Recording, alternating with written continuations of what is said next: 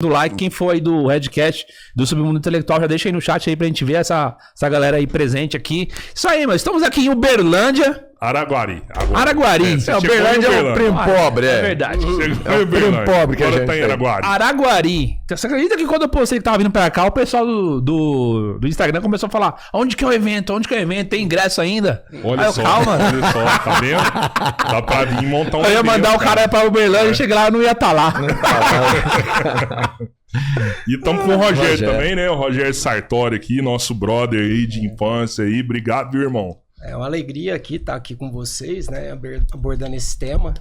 E assim... Tá, pô, o cara trouxe até o rascunho do livro aqui, ó. Só umas anotações, assim, pra gente não se perder, né? No raciocínio, né? O livro de Shakespeare seu tá aqui, né? Ah, imagina. Mas é uma alegria, né? Eu sei que eu não sou um mestre da comunicação como cada um de vocês. Isso não é meu trabalho, eu só tô aqui tentando de alguma maneira contribuir com o papo, né, com algumas ideias, o que eu penso também a respeito, né, eu sou formado em psicologia e direito, né, então assim, eu tenho um certo conhecimento sobre esse mundo dos relacionamentos também, às vezes dos transtornos de personalidade, dos transtornos de humor, que tanto afetam isso aí e até a parte da psicofobia que envolve nisso aí, né, como que isso aí ele é taxado, é entendido e vamos aí em frente. No decorrer da conversa a gente vai falando. Show de bola. Caramba, eu falo com o Petião. Os dois estudam pra caralho, velho. O Júnior, você lê pra caramba, né, Júnior? Cara, eu já li mais, ser sincero. Assim, eu sempre falo que você tem que plantar pra você colher, né? E, cara, enquanto muita gente tava só por aí cachaçando, saindo, comendo mulher, eu tava muitas vezes dentro do quarto, ou na lan house, no computador. E eu ficava ali no intervalo de trabalho, mexendo na internet, mas eu mexia pra aprender coisas. Então eu participei de muito grupo, muita discussão, eu conheci muita coisa no começo da internet. Então, assim, eu vi gente que hoje é grande influenciador começar, eu participei de grupos de discussão na época do Facebook, comunidades do Orkut, eu peguei essa parada, né? E aí teve uma época mesmo que eu me dediquei muito à leitura, porque eu ficava com... Você descobrindo uma coisa, você queria entender o outro passo e aonde que isso ia dar, então você queria saber a origem das suas ideias, você começava a questionar o que fez você tomar uma decisão,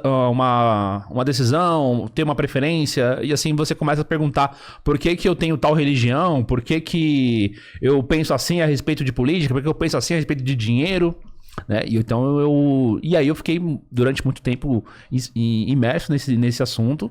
E aí, quando eu comecei a decidir produzir conteúdo, eu comecei a estudar tudo de novo. Só que dentro de uma perspectiva de um assunto diferente, né? E assim, quando eu já estava produzindo conteúdo, eu fui lendo e amadurecendo e produzindo mais e compartilhando as minhas reflexões. E assim que o projeto, né, do canal cresceu. Cara, quando você estava nesse debate, você já tinha uma opinião, vamos falar, direcionada para o que você vive hoje? Não. Conceito mais Red Pill? Não. Você tava lá de molecão só... Tudo começou quando eu comecei a questionar algumas coisas. Lembra que eu falei, você tem que questionar. Por que eu tenho tal opinião, tal decisão? Você começa a se questionar por que você tomou essa decisão, né? E aí, o questionamento surgiu, em primeiro lugar, quando aparecia uma discussão naquela época a respeito da diferença salarial entre homens e mulheres. Uhum. Que existe até hoje, né? Existe. Como, mas ainda tem, né? Existe, mas não é injusta. E o ponto que as pessoas batem como se fosse uma coisa injusta, tá? E aí, o que acontece? Nessas discussões, eu tinha entrado num grupo chamado Libertarianismo. Eu tinha descoberto um negócio chamado anarcocapitalismo, que é o que todo mundo hoje vê de discussão sobre imposto é roubo, falando sobre... muitas coisas existem hoje e são ditas, mas começaram lá atrás a discussão, né? Então eu vi, por exemplo, essa discussão a respeito da moeda fiat, que é a moeda fiduciária, o sistema que a gente vive hoje de inflação, que é um sistema de inflação justamente pautado para você empobrecer, que o Estado ele te cobra um imposto não apenas para arrecadar. Quando o Estado quer te cobrar um imposto, ele não está pensando em arrecadar mais para gastar esse dinheiro, muito pelo contrário. Existe um negócio chamado curva de Laffer, por exemplo, Que é um negócio que é o seguinte: você tá aqui, na arrecadação e na produção. Conforme você vai tributando, você arrecada mais, só que chega um determinado momento que o Estado tá tributando tanto que ele vai penalizar a sua produção. E aí ele começa a empobrecer as pessoas não conseguem produzir porque o próprio sistema empobrece você através dessas taxas que são criadas. Todo dia tem um imposto novo, todo dia tem uma questão nova. A própria inflação é um imposto.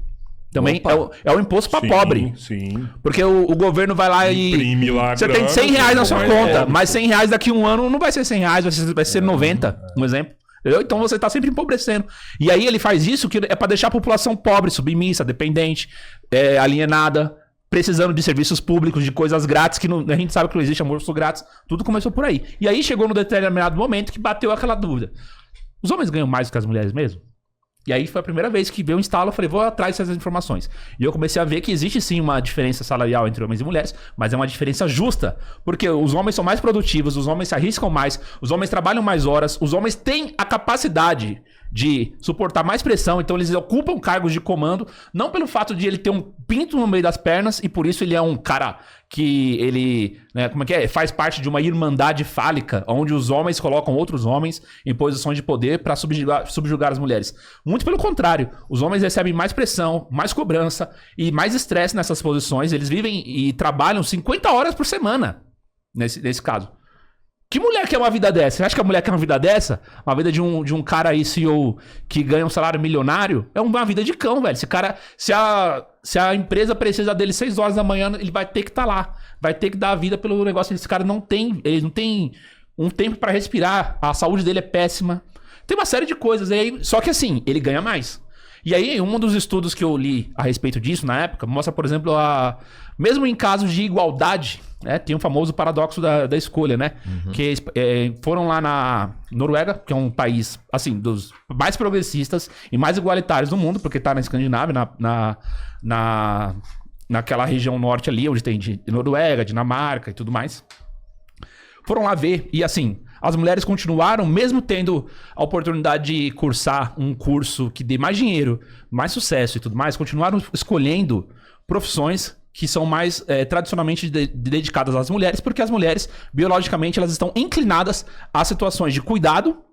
Então elas continuavam escolhendo ser, por exemplo, enfermeiras. Se elas quisessem, por exemplo, ser médicas, elas seriam médicas.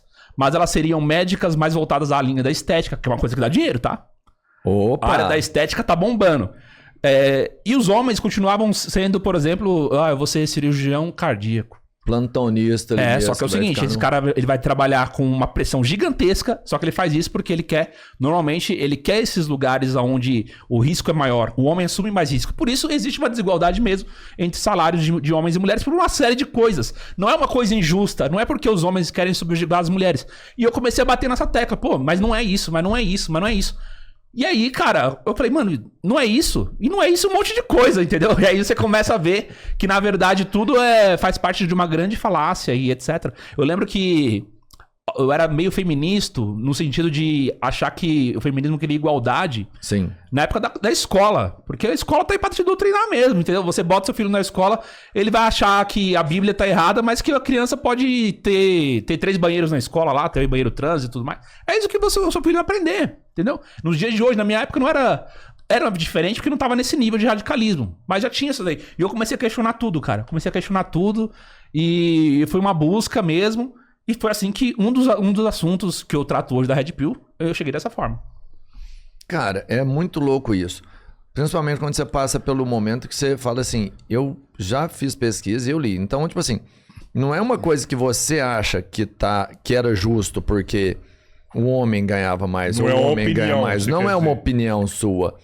Realmente tem um motivo, existe um fator específico que classifica para que isso aconteça dessa forma e que isso seja, vamos pensar, correto. Você está fundamentado em teorias. Existem várias coisas. Existe esse livro é excelente para quem quiser entender, tá?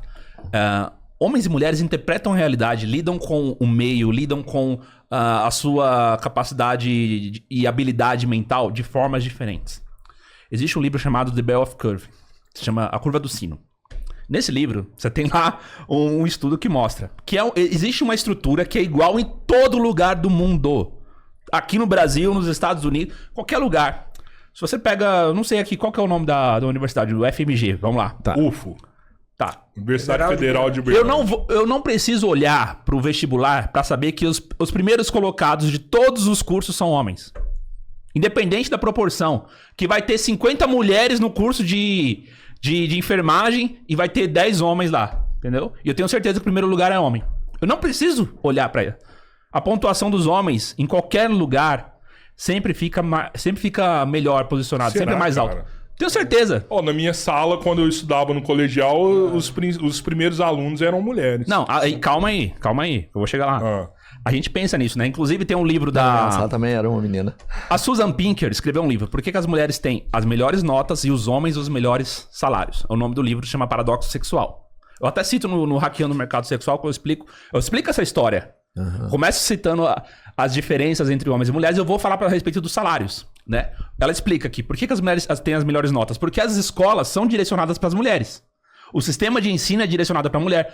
Homem, principalmente o homem jovem, ele tem uma atividade hormonal muito mais forte, ele tem uma agitação por causa da testosterona muito mais forte, ele tem uma capacidade de pensar em tantas outras coisas que ele fica mais disperso mesmo, quando a sala é um monte de gente sentada, com a professora falando, entendeu? Todo mundo olhando para aquela pessoa e querendo ver o textozinho sendo escrito. É uma atividade mais feminina.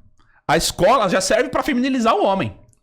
Via de regra, porque eles tratam homens e mulheres de forma igual, sendo que não é igual. Tanto que os melhores colégios do Brasil... Foda isso aí, velho. Não. As melhores escolas do Brasil são escolas que só aceitam homens. Já viu isso? Vai lá no Rio de Janeiro, pega os colégios São Bento, pega o Santo Agostinho. São colégios só tem homem lá. Por que será? Por que eles não são os colégios mistos? Eles as melhores isso também. escolas do Brasil, é óbvio. Isso é uma coisa que todo mundo já sabe. Entendeu? Só não é dito. E aí vai... Quando você chega na questão das escolas, agora, a questão dos vestibulares prova isso. Se você olhar, por exemplo, lá na USP, quando eu fui lá e fiz a pesquisa, eu vi, cara, você vai ver, o primeiro de engenharia é homem. Ah, mas é exatas. O primeiro de medicina é homem. Ah, é biológica. O primeiro de filosofia, letras, é homem. Os primeiros lugares, e aí, no The Bell Curve mostra a respeito disso. A curva do sino é por quê? Porque tem uma pequena quantidade de homens que são super gênios, são super dotados, que o QI ultrapassa 140. Normalmente são pessoas que são super dotadas em diversas áreas da esfera do conhecimento, e é por isso que os homens detêm 90% das patentes. Quase 100% dos prêmios Nobel são todos de homens. Não, mas a gente tem mulheres também que são superdotadas. Não, com altas habilidades. Mas compara a quantidade. Compara a quantidade. Quantas mulheres... Você acha que a quantidade masculina é maior? Sim. Não, o que o Júnior tá falando é porque vai ter gente que vai aparecer. Eu sei que existe. O Rogério tem super habilidades. Não, dentro da variação genética, eu sei que, por exemplo, assim, o homem, ele é mais... O macho, na verdade, em toda a natureza, ele é mais descartável. Porque a variabilidade genética dele é maior. Então você vai ter um nível maior, vai ter como se fosse uma amplitude. Entendeu? A variabilidade genética da fêmea ela é menor. Então o que ocorre? Ocorre que vai ter alguns machos, poucos que são selecionados, e uma grande quantidade, inclusive, que são descartáveis. Ameba mesmo. Por quê? Porque a mulher, ela é que traz o fruto, ela é que traz né, ela que gera a prole, né? E tanto é que se a gente for olhar de perto mesmo, na humanidade inteira, na história da humanidade inteira, grande parte dos homens, talvez em períodos até a maioria dos homens, eles não tiveram a capacidade de deixar descendentes. Só uma percentual maior, mas a grande maioria das mulheres, elas deixaram descendentes. Por que isso? Em razão também dessa amplitude de variabilidade genética. Que é a curva do sino. Se você for analisar, a curva do sino é assim, ó. A curva tem uma grande concentração aqui no meio, que é onde está 80% da população. Só que as mulheres, elas ficam aqui no meio, em tudo. Não tem uma muito ruim. As mulheres não tem uma muito ruim e não tem uma super destaque em alguma coisa. E homem tem homem. O homem tem. A maioria dos homens estão aqui, também. que são os neuróticos, que são psicopatas, que são os assassinos, que são os caras que, enfim, tem problema mental. A maioria dos homens estão aqui. Que é digamos, os caras descartáveis geneticamente e socialmente falando. Que não são os que não têm utilidade. E uma minoria que tá aqui na frente. A curva do sino é essa. Tem uma grande concentração no meio. e você tem grupos no caso. A funil média, em cima e um embaixo. a média de QI de homens e mulheres é igual. Mas a distribuição é diferente. Nesse sentido, as mulheres estão mais no meio. Então, por isso, você vai ter sempre mais mulheres indo bem na escola. Só que quem se destaca nas primeiras posições são sempre homens. Mas isso também é um mecanismo de garantia de reprodução. Claro, afinal de contas, tá você precisa da mulher mais do que o homem. Se reproduz, ela é mais importante nesse sentido para a perpetuação da espécie do que o homem. Que volta naquele ponto que eu estava falando. Mulher, o homem não, do mulher que e o homem macho ou fêmea, são né? diferentes na questão da realidade.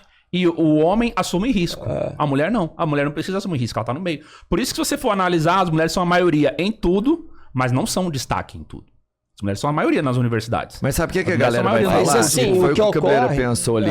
Tipo assim, o homem é o primeiro, eu não preciso olhar que eu sei que o homem é o primeiro em medicina e tudo mais. Vai ter alguém falar assim, eu fiz medicina e o primeiro lugar foi de uma mulher. É lógico que a gente tá falando de forma geral. Vai ter uma mulher que foi a primeira colocada no ano de 1995 na faculdade de medicina. Vai ter uma que foi a primeira colocada no ano não sei qual em qualquer curso.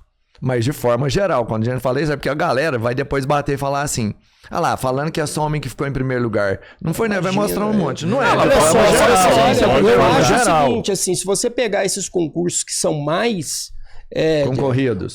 Para magistrado. Eu acho para magistrado, eu acho que é equânime. Que é foda. Eu acho que é equânime. E é a posição que eu tenho, assim, tanto homens quanto mulheres.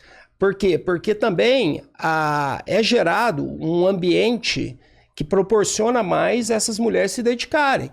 Você vê aqui a Faculdade de Medicina daqui de Araguari, elas ficam em torno de 65% são mulheres que estão lá. Hoje em dia, as universidades também, a gente sabe que são as mulheres. Não, a gente sabe, mas não é agora, esse lado que você tem que olhar. Os homens que estão lá nesses cargos, eles tendem a assumir atividades mais... elocuplentes, né? É essa que é a palavra. São como se a pessoa ela tivesse a necessidade de fazer alguma coisa que fosse mais inventiva. Ele vai trabalhar numa patente, ele vai trabalhar numa atividade de alto risco, no desenvolvimento de uma pesquisa. Mas também existem grandes pesquisadoras, vamos falar. Claro. Mas esse avançar pelo novo, essa assunção de riscos, isso aí faz parte bastante do que a gente define como masculinidade, né? Que é liderança, que é essa coragem, essa energia que pulsa dentro da gente, que faz parte até do próprio reflexo até hormonal, da quantidade de testosterona que os homens têm. Afinal de contas, os homens eles têm 8 vezes mais testosterona que a mulher.